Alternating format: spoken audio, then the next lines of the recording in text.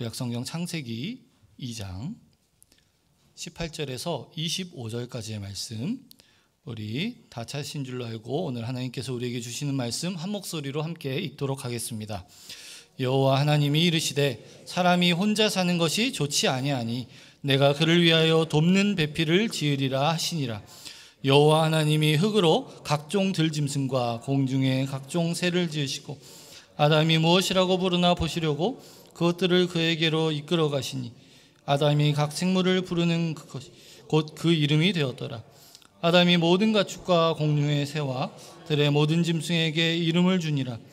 아담이 돕는 배필이 없으므로 여호와 하나님이 아담을 깊이 잠들게 하심이 잠들매 그가 그 갈빗대 하나를 취하고 살로 대신 채우시고 여호와 하나님이 아담에게서 취하신 그 갈빗대로 여자를 만드시고 그를 아담에게로 이끌어 오시니 아담이 이르되 이는 내 뼈 중에 뼈요 살 중에 살이라. 이것을 남자에게서 취하셨은즉 여자라 부르리라 하시니라. 이러므로 남자가 부모를 떠나 그의 아내와 합하여 둘이 한 몸을 이룰지로다.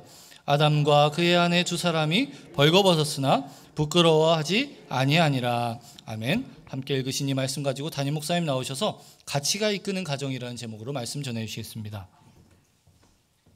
할렐루야. 오늘 그 어버이 주일인데 우리 여성교회 식구들이 우리 교회 어른들을 위해서 선물을 준비하신 것 같습니다. 그래서 바로 지금 좀 이렇게 드리려고 그러는데, 우리 교회 어르신은 기준이 있습니다. 75세 이상까지가 이제 어른입니다. 그러니까 74세는 어른이 아닙니다. 여러분이 그렇게 아시고 75세 이상 되는 어른들에게 이렇게 귀한 선물을 드리려고 하는데, 우리 어르신들 잠깐 좀 그 자리에 일어서 주시면 감사하겠습니다. 우리 75세 이상 되시는 우리 어르신들 잠깐 우리가 또 알고 좀 서로 인사했으면 좋겠다 싶습니다. 예, 일어서 주시죠. 우리 장로님들, 권사님들. 예, 자, 예, 여기 이제 다 갖다 드리시면 되겠습니다. 예, 자, 나오셔서 앞에서부터 드리시죠. 앞에서부터 차례대로. 예, 앞에서부터. 예, 우리 여성교회 팀들이 이렇게 준비해 주셨네요. 감사합니다. 우리 여기 우리 장로님 가정이 하나인가요? 가정이 하나인가요? 가정에 하나. 우리 장로님은 없다고 그럽니다. 가정이 하나니까.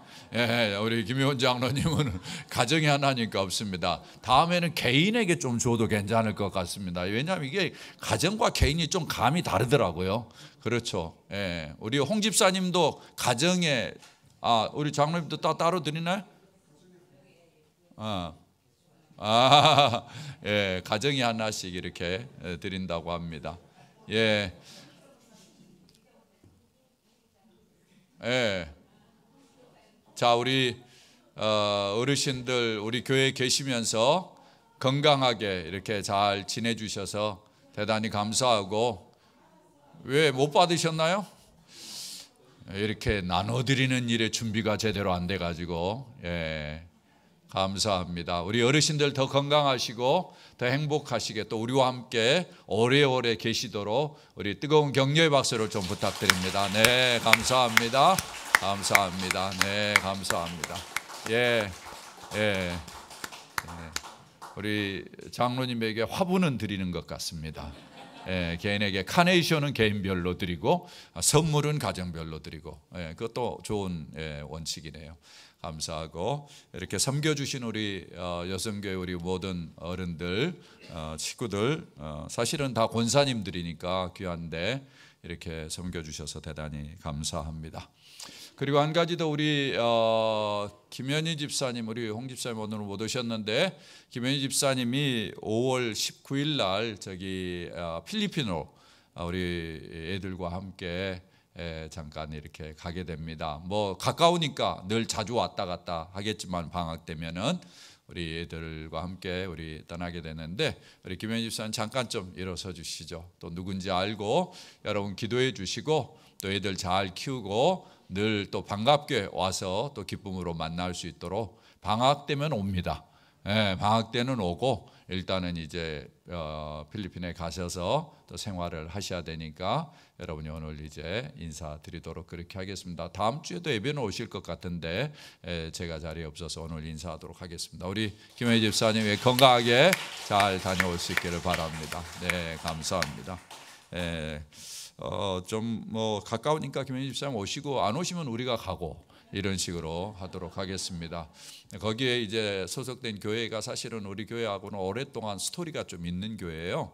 이제 앞으로 그 교회가 필리핀에 선교하는데 우리 단기 선교 팀들도 좀 보내고 그러면서 계속 교류를 좀 이렇게 더 강화하려고 이렇게 생각을 하고 있습니다. 늘 건강하게 편안하게 지낼 수 있기를 부탁을 드립니다. 제가 오늘 여러분과 함께는 가정에 대한 좀 이야기를 하겠습니다. 가정에 대한 이야기를 하면 늘 부담되죠? 그렇죠? 아니죠? 아니에요? 근데 가정에 대한 이야기를 하면은 부담될 수도 있는데 또 들으면서도 뭐 별로 그렇게 주의를 안 하고 듣는 늘 이렇게 뭐 5월이니까 이렇게 하는 것처럼 이렇게 생각을 하는데 중요한 주제고 또 우리가 날마다 반복해서 들어야 되고 또 날마다 이렇게 고치고 또 고치고 변화하도록 노력을 해야 될 것 같습니다. 제게 이 변화가 가져다주는 의미가 얼마나 의미 있었는가라는 사실을 깨닫는 한 번의 기회가 있었습니다. 제가 지난 월요일 날 제가 몸담고 있는 파이디온 선교회가 49년이 되었습니다. 제가 76학번인데 76년도에 생겼어요. 제가 학교 운동장에서 촌놈이 그때만 해도 목포의 자외선을 뜨겁게 받고 아주 시커먼 머리로 얼굴로 이렇게 운동장을 방황하고 있을 때 한 분의 선배가 이제 저에게 와서 어린이를 좋아하지 않느냐 이렇게 해서 이제 나 참 어린이를 좋아한다 이렇게 해서 참여하게 된 것이 파이디온 선교회입니다. 어린이를 온 세상의 어린이를 예수님께로 라는 이제 캐치프레이즈 아래 이제 시작된 그런 선교단체인데 이 선교단체가 40여 년 동안 참 아름답게 자랐어요. 학교 동아리에서부터 이제 나아가지고 사회에 하나의 중요한 기독교 기관이 됐죠. 그래서 우리 선교회를 통해서 매년 여름이면은 수련회 또 성경학교에 영향을 받고 교재를 사용하면서 도움을 얻는 친구가 몇십만이 됩니다. 이 정도로 이제 한국에서는 교육기관으로서는 아주 우뚝 서서 자리매김을 잘하고 있는데 그동안 이제 수고하신 저희 선배님들 그분들에게 이제 좀 감사를 표하는 저녁이었습니다. 그래서 감사패와 이제 선물을 나누어 드리는데 그 형님들 외에는 제가 제일 고참이에요. 형님들만 있고 그때 제가 막내였으니까 그래서 이제 제가 막내인 제가 이제 형님들한테 고마움을 표시하는 이제 선물을 드리는 거예요. 근데 그 중에 한 분의 행동이 모든 사람들의 관심을 끌었습니다. 그분이 선물을 받자마자 사모님께 돌리는 거예요. 사모님께 패스하는 거예요, 옆에서. 그래서 제가 의아했어요. 왜 이렇게 형님 빨리 돌리나? 제가 기대하는 행동이 전혀 아니거든요. 그런데 그 사모님이 저에게 와서 많이 변했지? 이렇게 이야기를 하는 거예요. 많이 변했지? 이야기를 하는 거예요. 그 사모님과 제가 상당히 오랜 관계가 있어요. 그분도 이제 제가 파이디온을 시작하면서 알았는데 그 형님도 잘 알지만 사모님도 잘 알아요. 지금까지 저에게 대해서 유일하게 저의 이름을 부르는 분입니다. 옆에서 뭐 그 누가 보래도 야 총회장까지 한 사람을 어떻게 만영하라고 부르냐 이렇게 이제 난리를 침에도 불구하고 여전히 만영아 이렇게 정겹게 불러주는 누님입니다. 사실은 제가 대학 1학년 때 갈 데가 없어가지고 서울에 올라와서 참 몸을 한나 누울 방이 없었어요. 그 집에서 제가 머물렀습니다. 그래서 그 집에서 신혼초인데 그 가정에서 제가 방학 동안에 좀 살면서 그 집에 애들도 봐주고 첫 아이는 제가 기저귀도 갈아주고 똥도 치워주고 그렇게 하면서 사실은 참 오랜 세월을 같이 지냈어요. 근데 그 누나가 하는 이야기가 많이 변했지 이렇게 이야기를. 왜냐하면은 그 선교사님에 대한 기본적인 그 이미지가 있습니다. 상당히 강합니다. 이분이 함경도 분인데 이분은 본래 이제 의대를 가셨다가 의대를 포기하고 하나님 앞에 부름을 받고 신학을 공부하기 위해서 이제 온 거예요. 양정고등학교 출신인데 수영을 아주 잘하세요. 수영선수셨기 때문에 지금도 홍콩에 머물면서 홍콩의 앞바다를 아침마다 1시간씩 운동을 하는데 가슴이 이렇게 두껍습니다. 우리보다 이렇게 배는 두꺼워요. 더. 이 정도로 이제 건강한 분인데 그분이 상당히 고든 분이에요. 그리고 강한 분이에요. 고집이 있어요. 자기가 옳다고 생각하고 바르다고 생각하고 그리고 방향이 정확하다 하면 그걸 주장을 강하게 하는 분이에요. 그러니까 사람들이 그런 이미지 하면은 절대 남에게 이렇게 아쉬운 소리 안 하고 뭐 이런 분이라고 이렇게 딱 있는데 그날 사모님 앞에는 아주 쩔쩔매가지고 선물 받자마자 패스. 사모님에게 모든 영광을 다 돌리는 거예요. 그런 모습을 보면서 우리 모두 다 야, 진짜 많이 변했다. 참 하나님의 은혜다. 이런 이야기를 했어요. 하나님 안에서 참 세월과 함께 뭐 뵌지가 상당히 오래들 됐으니까 그 사이 하나님이 어떻게 일하셨는지 모르지만은 모든 과정들을 통해서 하나님이 참 많이 변하게 했다라는 생각을 하게 되었습니다. 참 이렇게 변한다라는 것이 얼마나 좋은가라는 생각이 들었어요. 사람이 변하니까 아내에게 칭송도 받고 아내를 기쁘게 하기도 하고 이렇더라고요. 하나님께서 우리에게 주신 가장 소중한 선물이 있습니다. 바로 그것은 가정과 교회입니다. 어떻게 보면 이 두 가지가 당연히 주어진 것 같지만은 사실은 놀라운 하나님의 선물입니다. 가정을 위해서, 가정을 통해서 또 교회를 통해서 우리는 보이지 않는 많은 유익을 얻습니다. 가정에 어려움도 있죠. 힘든 일들도 있죠. 그럼에도 불구하고 가정을 통해서 우리가 서로 사랑을 나누고 위로하고 배려하고 격려하고 이런 은혜들을 덧입으면서 사실은 여기까지 살아온 거 아니겠습니까? 그런 측면에서 가정과 교회는 아무리 강조해도 지나치지 않으리라고 생각해요. 이 땅에 가정과 교회가 없다면 사람들의 삶이 무지하게 삭막할 겁니다. 자, 그런데 교회는 그렇다 손치고 이 가정이 건강하지 못해가지고 어려움을 겪는 경우가 너무 많습니다. 이렇게 중요한 기간이고 하나님이 주시는 축복임에도 불구하고 선물임에도 불구하고 이 가정에서 행복해야 되는데 그러지 못해요. 가정을 들여다보면 대부분의 많은 가정들이 상처가 있습니다. 그리고 고통이 있어요. 그래서 어떤 가정들은 그런 것들로 인해서 피폐해지기까지도 하는 거죠. 그런 모습들을 보면서 왜 그럴까 생각을 하게 됩니다. 이런저런 이유들이 많이 있겠지만은 아마 본질적인 것을 이야기한다면은 생각보다 많은 사람이 가정이 뭔지를 잘 모른다. 그리고 많은 사람들이 가정에서 구성원을 이루고 있지만은 자기의 역할이 무엇인지 모르고 있다. 그래서 자기의 욕심대로 자기 편의대로 행동하고 말하고 그렇게 행하는 일 때문이 아닐까라는 생각이 듭니다. 가정을 이루었을 때는 남편에게는 남편들에게 기대하는 것이 있습니다. 아내는 아내에게 기대하는 것이 있고 자녀들에게는 자녀들에게 기대하는 것이 있죠. 그런데 그런 기대를 충족시키지 못하는 거죠. 서로가 실수를 하는 거죠. 그런 것들이 서로에게 상처를 주고 아픔을 주는 것입니다. 그것이 상당히 크죠. 일반적으로 보면은 이 가정에서 상처를 받는 것들이 엄청난 영향을 끼칩니다.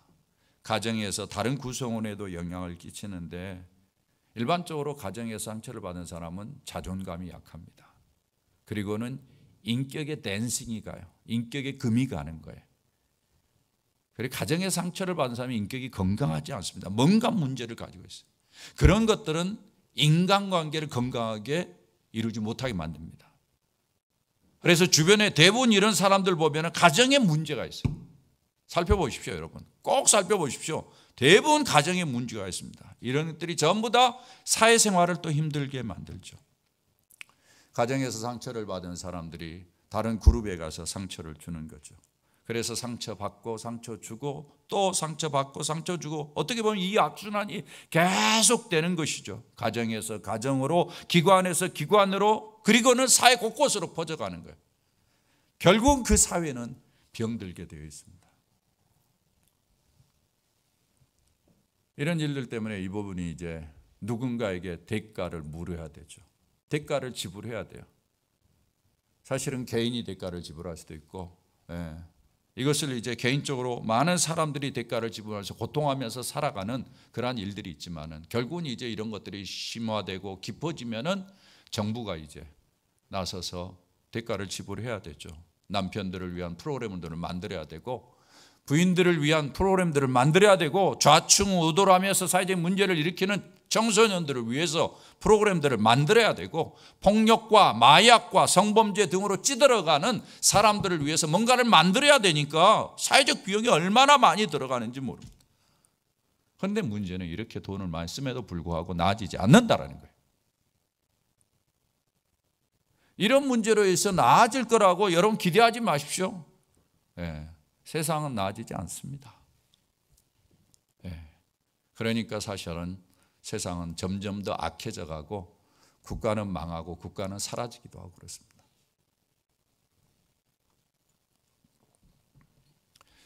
자, 이런 부분에 대해서 우리가 어떻게 해야 될까?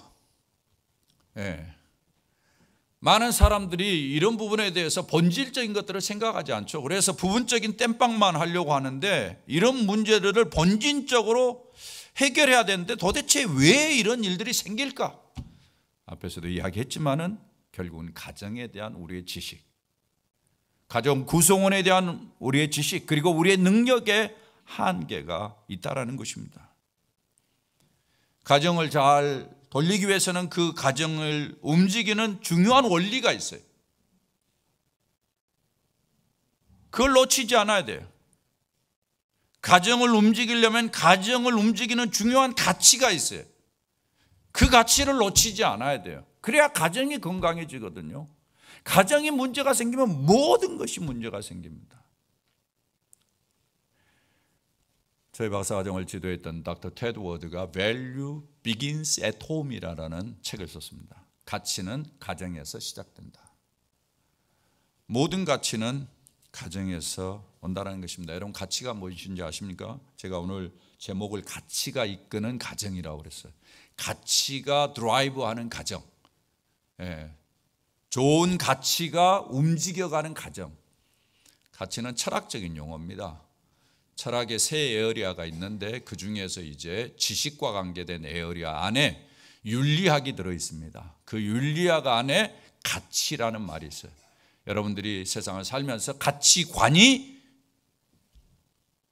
나의 행동을 결정한다라는 이야기 들어보셨을 거예요.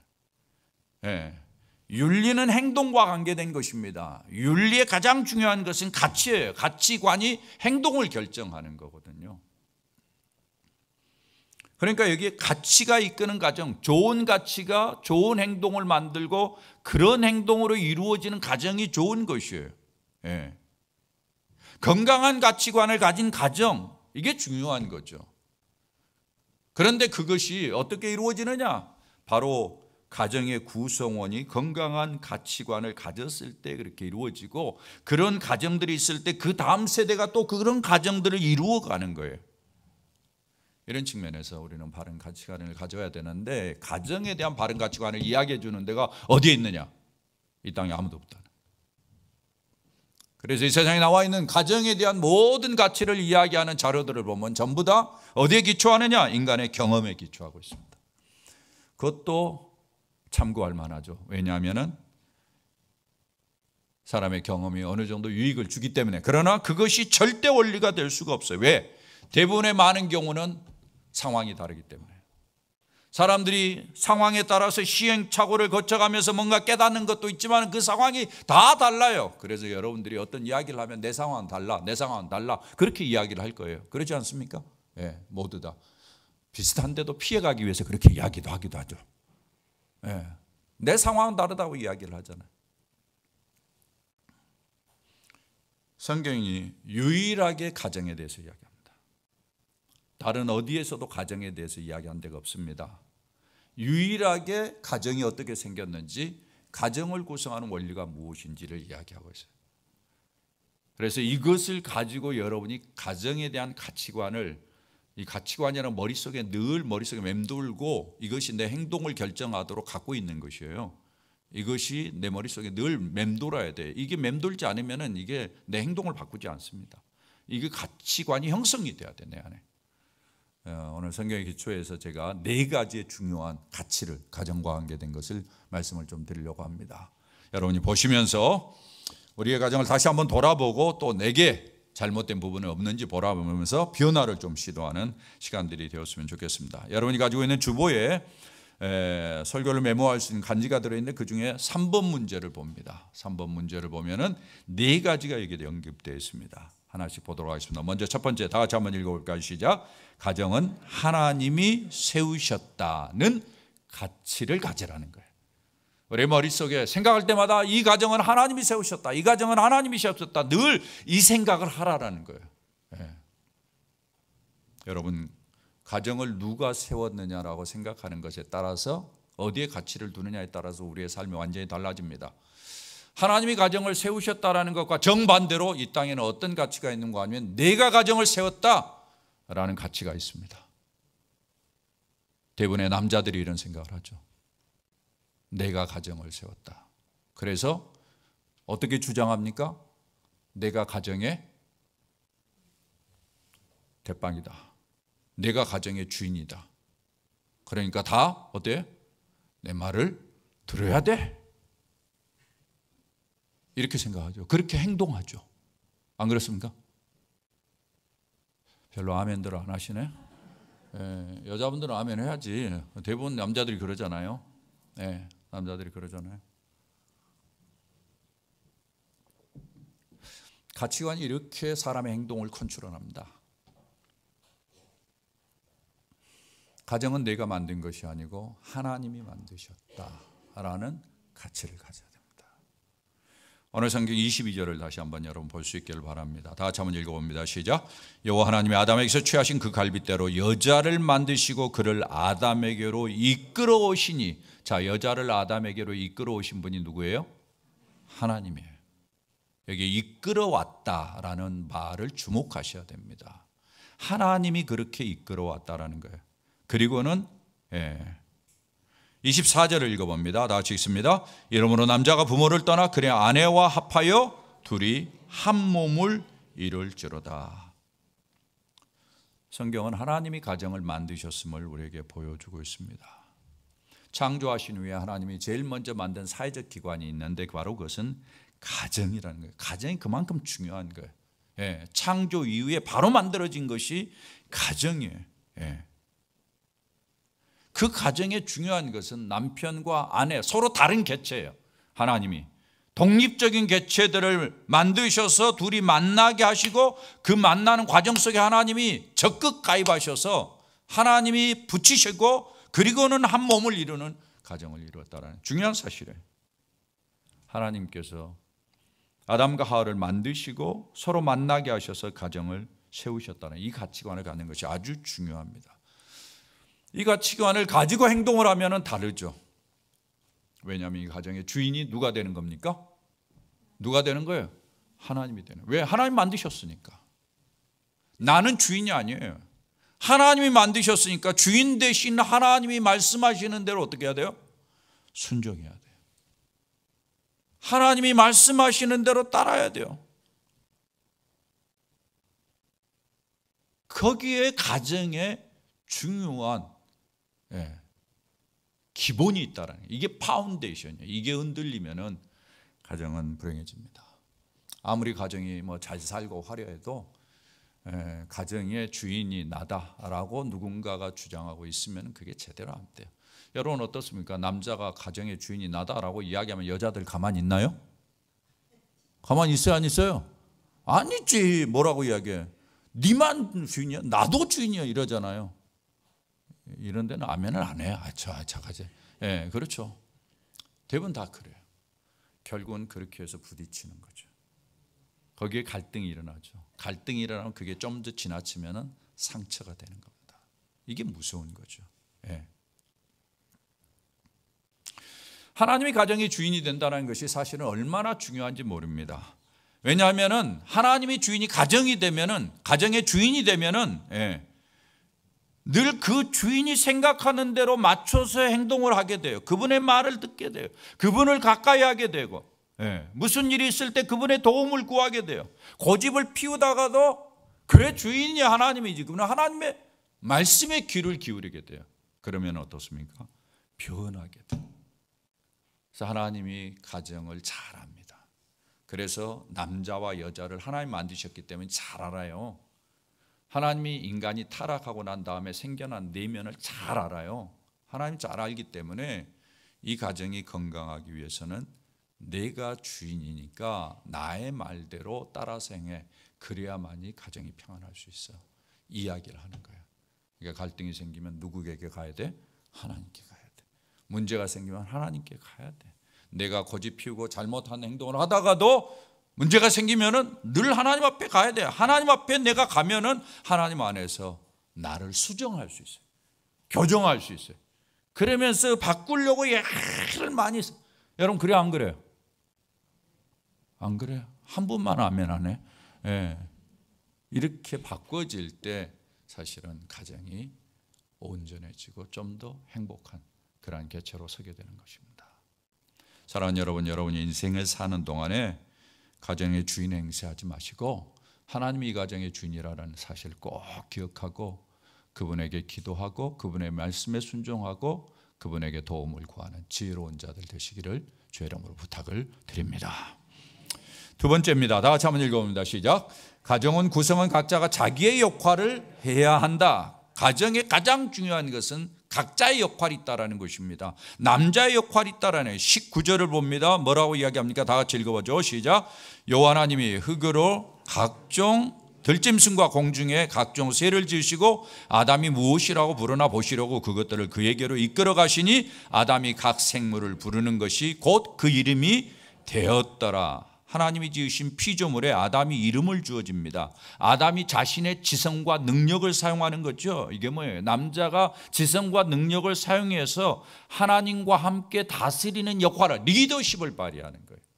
이게 아주 중요한 역할이에요.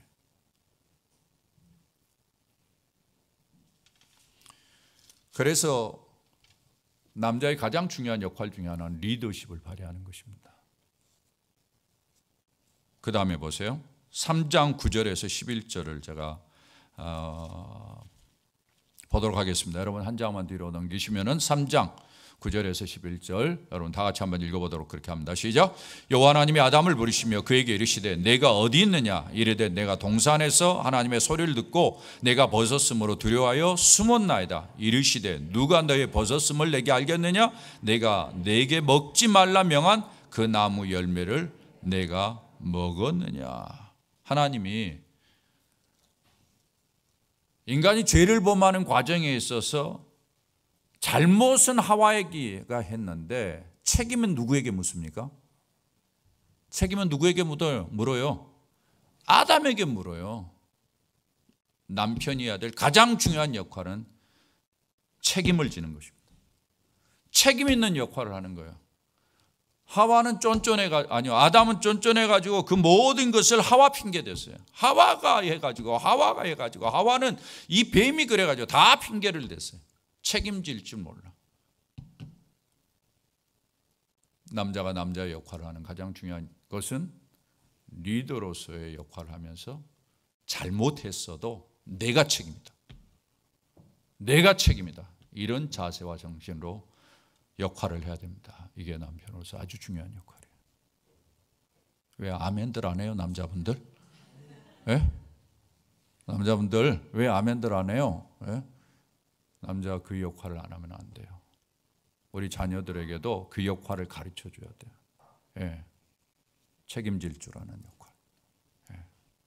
좋은 리더로서의 역할을 할 수 있는 역할.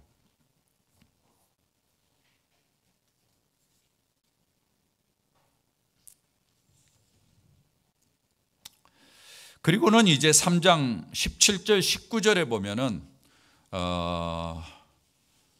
인간이 타락한 이후에 인간의 약간의 역할의 변동이 일어납니다. 여러분이 17절 한번 읽어보도록 하겠습니다. 같이 읽습니다. 아담에게 이르시되 내가 내 아내의 말을 듣고 내가 내게 먹지 말라 한 나무의 열매를 먹었은즉 땅은 너로 말미암아 저주를 받고 너는 내 평생에 수고하여야 그 소산을 먹으리라. 여러분 보세요. 뭐라고 이야기합니까? 예, 수고하여야. 예. 그리고 읽지는 않았습니다만은 19절에 보면은 얼굴에 땀을 흘려요. 수고와 땀이 중요한 역할이에요. 근데 그것이 언제까지? 내 평생에. 그 다음에 언제까지? 흙으로 돌아갈 때까지. 남자들 평생 동안 수고하고 땀을 흘릴 준비를 하고 계십니까? 네? 여러분 평생 동안 수고하고 땀 흘린다고 생각하셔야 돼요. 그걸 피할 생각하면 안 돼. 네. 탱자 논다 하면 그 사람 병들어요. 맞아요? 네? 놀 생각하면 병들어요? 안 그래요? 네? 그래 안 그래? 놀 생각하면 병듭니다. 네. 이것이 남자의 역할이에요. 이 역할을 잘해야 됩니다. 무슨 일이 있어도.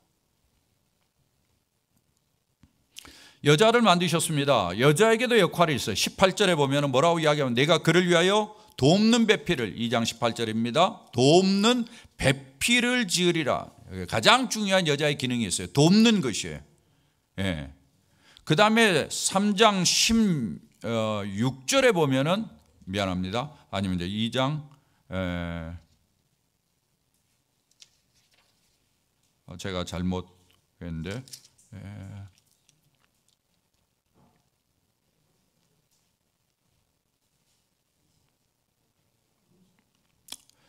제가 절수를 좀 잘못 메모했네. 여기 있습니다. 16절입니다.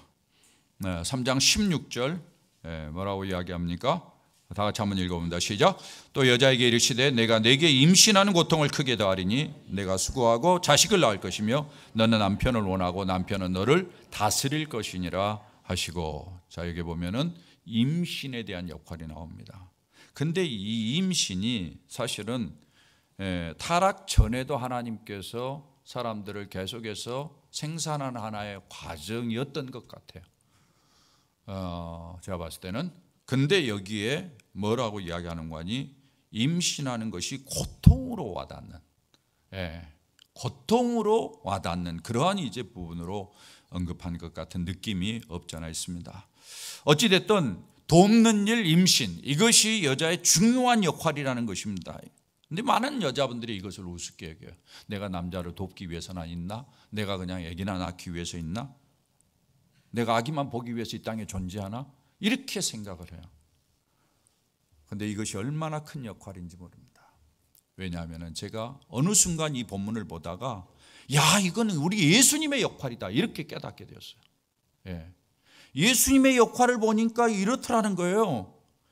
예수님이 하나님에 대해서 철저히 하나님의 일을 돕는 그런 순종하는 일이지만은 하나님의 일에 철저히 임하지않은 같이 동역하는 그러한 역할을 하게 되고 예수님이 결국은 십자가에 달려 죽으심으로 말미암아 새 생명을 낳는 역할을 하시더라는 거예요.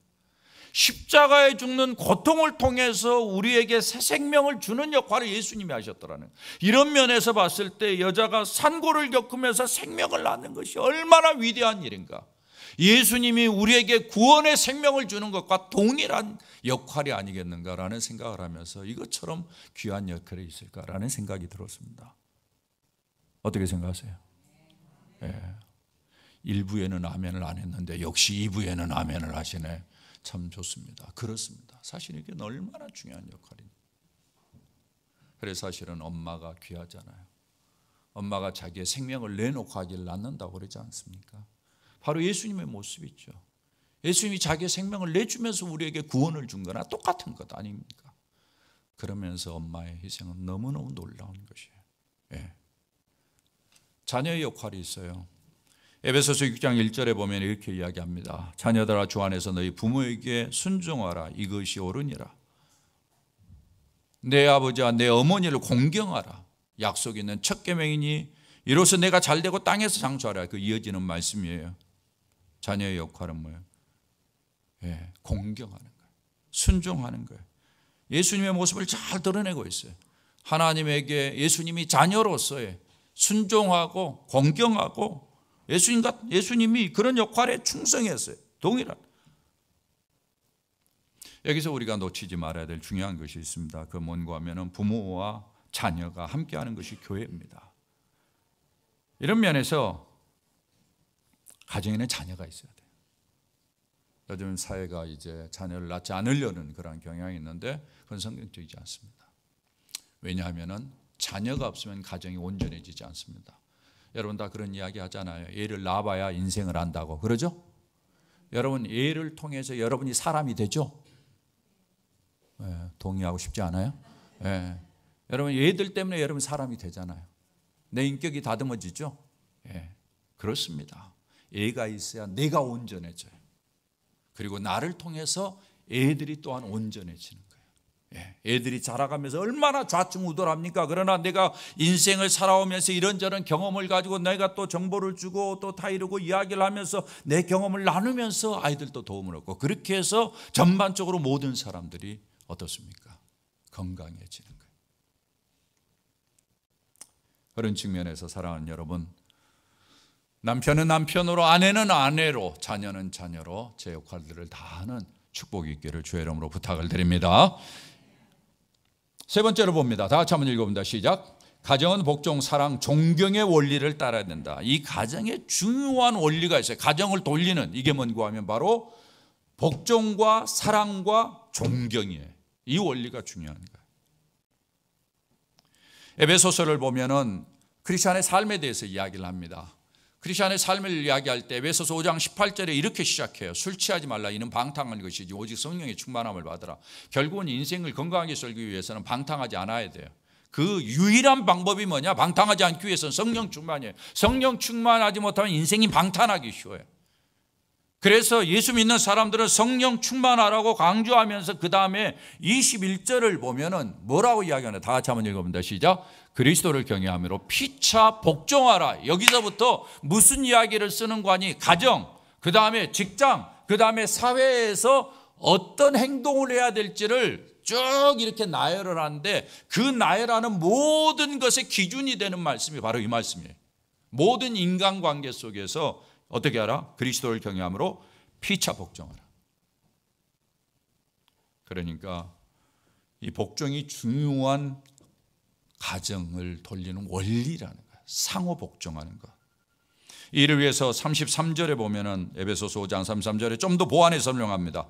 그러나 너희도 각각 자기의 아내 사랑하길 자신같이 하고 아내도 자기 남편을 어떻게 하라? 존경하라.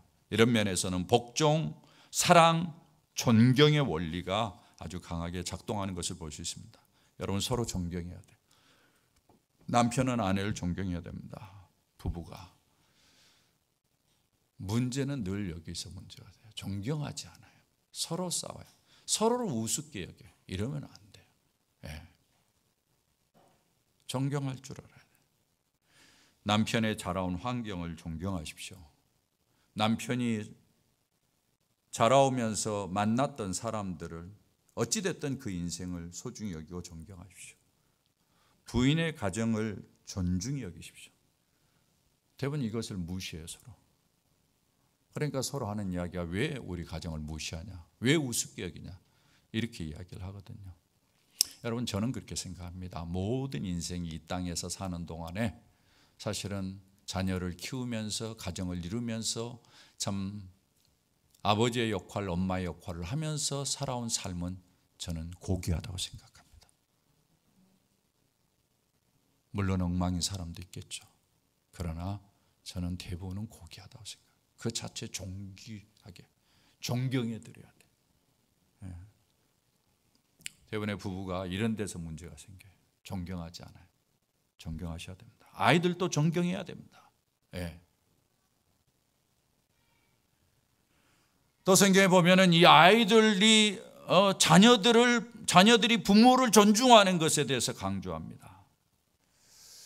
여러분 제가 자녀들이 부모를 존중하라는 말을 아무리 이야기해도 잔소리가 되기 쉬운데 참 좋은 스토리가 하나 있습니다. 여러분 아시는 분은 아시리라고 생각합니다만 미국의 28대 대통령 우드로 윌슨이라는 그런 대통령이 있습니다. 그 대통령에 관한 이야기예요. 그는 어머니 밑에서 자랐습니다. 어머니가 혼자서 4남매를 키웠는데 낮에는 양계를 했고 밤에는 바느질을 하면서 애들을 키웠어요. 이 아이가 윌슨은 엄마가 그렇게 수고하는 모습을 보고 열심히 공부했습니다. 그래서 고등학교를 수석으로 졸업하게 됐어요. 근데 미국의 졸업식은 이 수석 졸업자가 늘 마지막 스피치를 하게 되어 있습니다. 그래서 엄마한테 엄마 내가 이제 수석으로 졸업하고 마지막 스피치를 하니까 와. 그랬더니 엄마가 고민을 하는 거예요. 그때부터 왜 입고 갈 옷이 없는 거예요. 너무 누추하니까. 오히려 자식에게 폐가 될까 봐 나는 못 간다. 안 간다. 내가 급한 일이 생겼다. 그래도 자식이 엄마가 오셔야 돼. 엄마가 안 오면 내 졸업식이 의미가 없어. 꼭 오셔야 돼. 결국은 엄마가 가게 되었습니다. 떳떳하게 나타나지 못하고 뒤에서 숨어서 자식의 졸업식을 보는 거예요. 멋진 연설을 자식이 했습니다. 수많은 박수갈채를 받습니다. 목에는 금메달을 메렸습니다. 그리고는 단수하늘 쭉 내려오는데 뚜벅뚜벅 걸어서 누구에게 오는 거 아니 어머님에게 오는 거예요. 그리고 어머니를 품에 안은 거예요. 그리고는 자기가 받았던 목걸이를 어머니에게 걸어드리면서 어머니 이 영광을 어머니에게 받으셔야 됩니다. 제가 오늘의 이 영광을 차지할 수 있었던 것은 순전히 어머니의 은혜입니다 라고 어머니에게 목걸이를 걸어드린 거예요. 그 하나님의 축복을 받고 미국의 대통령이 됐죠. 그래서 1914년도에 자기 그 어머니를 생각하면서 국회의원들에게 호소를 했어요. 이런 어머님들을 귀히 여기고 우리가 존중하기 위해서 어버이의 날을 정정하자. 그래서 5월 둘째 주에 어버이 날을 정한 겁니다. 미국 의회에서. 그래서 오늘날까지 전해지는 거예요. 너무 아름다운 스토리 아닙니까? 이런 존경이 있어야 되죠. 이런 공경함이 우리 안에 있어야 된다고 저는 생각합니다. 자, 네 번째를 봅니다. 다 같이 읽어봅니다. 시작. 가정은 신앙 전수에 우선권을 둬야 된다. 여러분 신명기 6장 7절에서 9절의 말씀을 여러분 한번 보시도록 그렇게 하겠습니다. 우리 다 같이 한번 읽어볼까요? 시작. 내 자녀에게 부지런히 가르치며 집에 앉았을 때든지 길을 갈 때든지 누웠을 때든지 일어날 때든지 이 말씀을 강론할 것이며 너는 그것을 내 손목에 매어 기호로 삼으며 내 미간에 붙여 표로 삼고 또 내 집문설주와 바깥문에 기록할지니라. 제가 수차례 읽었던 말씀이에요. 자녀들 세대의 신앙을 전수하는 것이 가장 중요한 가치 중에 하나입니다. 이게 안 하면은 망해요. 사사기서 2장 10절 말씀입니다. 여러분 보십시오. 뭐라고 이야기합니까? 그 세대 사람도 다 같이요. 다 그 조상들에게도 돌아왔고 다 세상 떠났습니다. 그 다음에 그 후에 일어난 다른 세대는 여호와를 알지 못하며 여호와께서 이스라엘을 위해서 행하신 일도 알지 못하라. 다음 세대가 하나님을 알아요? 몰라요? 몰라요. 하나님이 하신 일을 알아요? 몰라요? 몰라요. 왜 몰라요? 어른 세대가 전해주지 않았으니까. 그래서 이스라엘 어떻게 됐어요? 여러분 이때부터 이스라엘이 기울기 시작한 겁니다. 사사 시대를 지나면서 이스라엘은 완전히 기울었어요. 결국 나라가 망하는 거잖아요. 신앙 전수는 아무리 강조해도 지나치지 않아요 생각해요. 여러분 다른 것 못해도 진짜 신앙을 전수하십시오. 여러분 유명한 이야기 잘 알잖아. 아브라함 링컨의 어머니 줄 것 아무것도 없지만 내가 너에게 유일하게 줄 수 있는 거 하나 있다. 성경. 여러분 성경이라도 부지런히 읽고 여러분이 읽은 것 밑줄 그은 것들 마지막에 애들에게 유산 없으면 그것 주시기를 부탁을 드립니다. 그것 주세요. 예, 그것 주세요.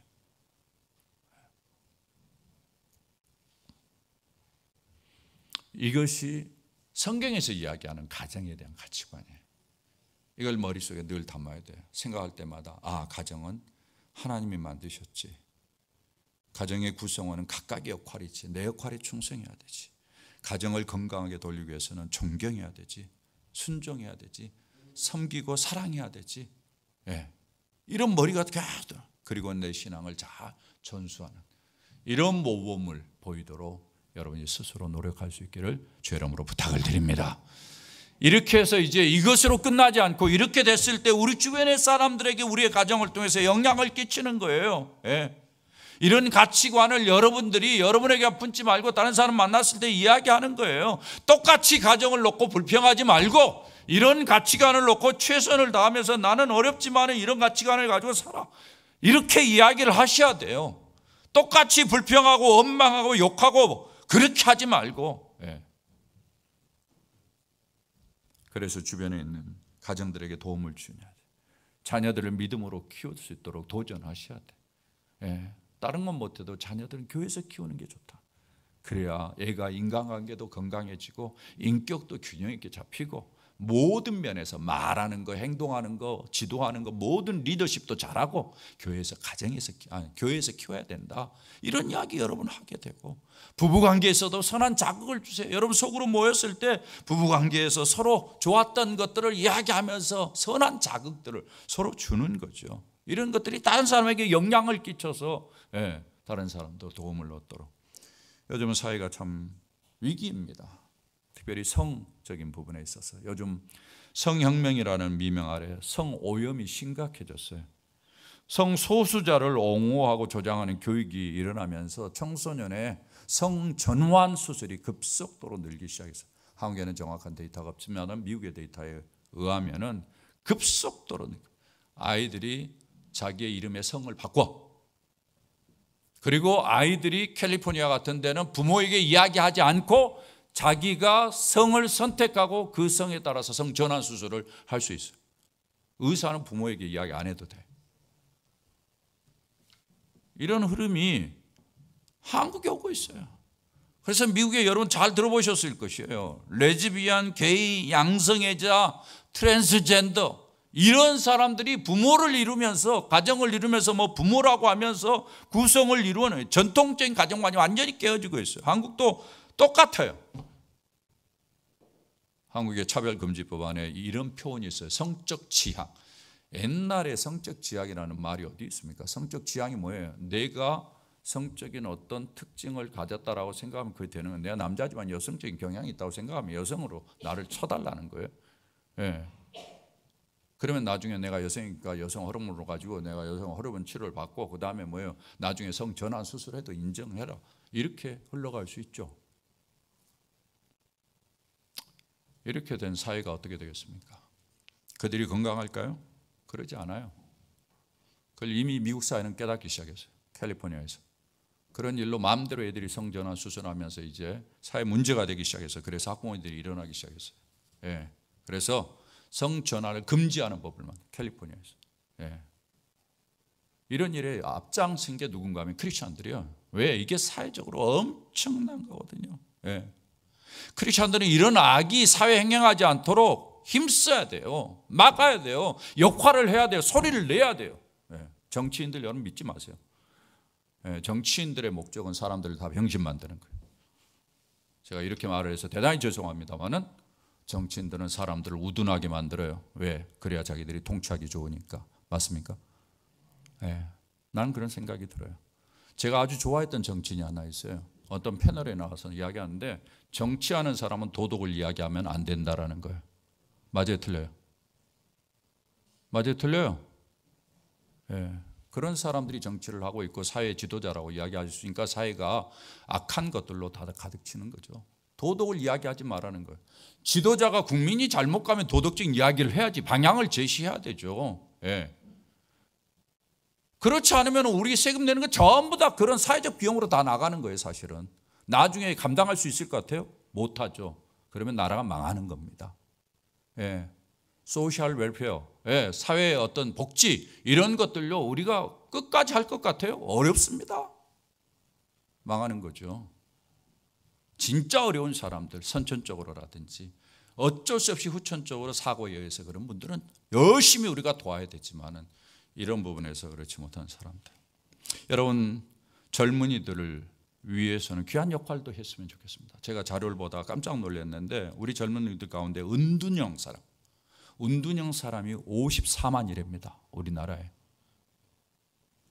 별로 놀라질 않으시네. 54만의 은둔형이면 그와 관계된 가족이 100만이에요. 100만.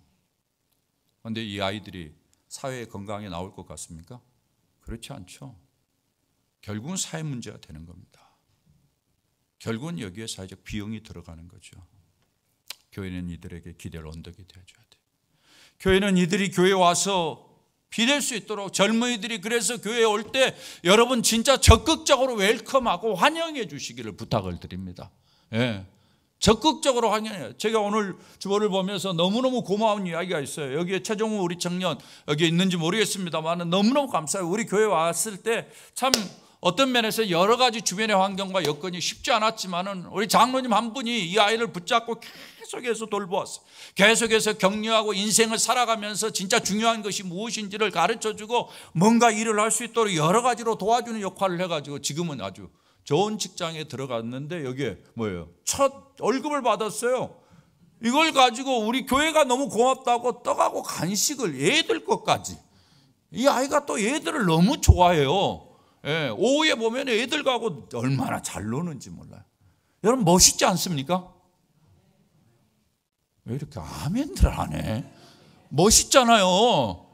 예, 멋있잖아요. 이런 일들이 우리 교회 안에 많아져죠. 안 그렇습니까? 예, 이런 역할을 해야지. 예. 그래서 여러분들 오늘부터 제가 우리 교회 안에서 이 김에 여러분 좀 서로 웰컴을 좀 진하게 했으면 좋겠어요. 우리 교인들도 좀 환영을 좀 진하게 했으면 좋겠어. 아는 척 모르는 척 그냥 이렇게 안 남았나 이러도 다니지 말고, 예, 좀 내가 찾아가서, 예, 안녕하세요, 반갑습니다, 좋은 주일입니다, 일주일 동안 수고하셨죠? 그러면서 서로 인사하고, 예, 좀 이렇게 환하게 적극적으로 좀 했으면 좋겠다 싶어요. 안 그래? 상당히 불안하네요. 좀 우리가 그렇게 했으면. 교회에서 다니는 애들도 제가 늘 그런 이야기 하잖아요. 애들을 웰컴하고 안아주고, 예, 격려하고, 교회 와서 이쁘다, 좋다, 고맙다 이렇게 해주고. 예. 제가 애들에게 좀 강하게 하는 편입니다. 저는 반갑기도 해요. 사실은 반갑기도 하고 제가 좀 액션이 좀 강한 편이죠. 예, 그렇죠. 예, 그래서 뭐 시험에 드신 분이 있으면 제가 줄이겠습니다만은 어찌됐든 하여튼 제가 좀 액션이 강한 편이에요. 제가 강한 이유는 사실은 고마운 거예요. 진짜 제 마음속에 고마운 거예요. 제 마음속에 진짜 감사한 거예요. 왜? 하나님의 마음이 제게 있으니까. 예. 하나님 보실 때 얼마나 좋을까. 주일날 다른 데 재밌는데 그렇게 있음에도 불구하고 안 가고 교회 와준 게 얼마나 고마워요. 예. 그래서 진하게 제가 하기도 하지만은 또 한편으로는 제가 그렇게 하는 것이 참 상대편이 좀 더 느낄 수 있도록 해줄 수 있겠다라는 생각이 들어서 그렇게 하기도 해요. 사랑하는 여러분, 우리 그렇게 좀 인사 좀 합시다. 괜찮죠? 오케이. 여러분 이거 캠페인 해가지고 우리 교회에서 먼저 말을 좀 크게 하면서 인사 진하게 할 수 있기를 부탁을 드립니다. 그래서 기대의 언덕이 되어주면은 얼마나 좋아요. 예. 하나님께서 우리 안에 좋은 가정들 많이 세우시기를 진심으로 소원해 봅니다. 좋은 가정이 있어야 좋은 교회가 돼요. 예. 좋은 교회가 돼야 좋은 사회가 됩니다. 우리가 이런 책임감을 가지고 제 역할들을 잘 해줄 수 있기를 부탁을 드리고, 하나님께서 이 시대에 우리 사랑하는 식구들을 아름답게 사용해 주시기를 주의 이름으로 부탁을 드립니다.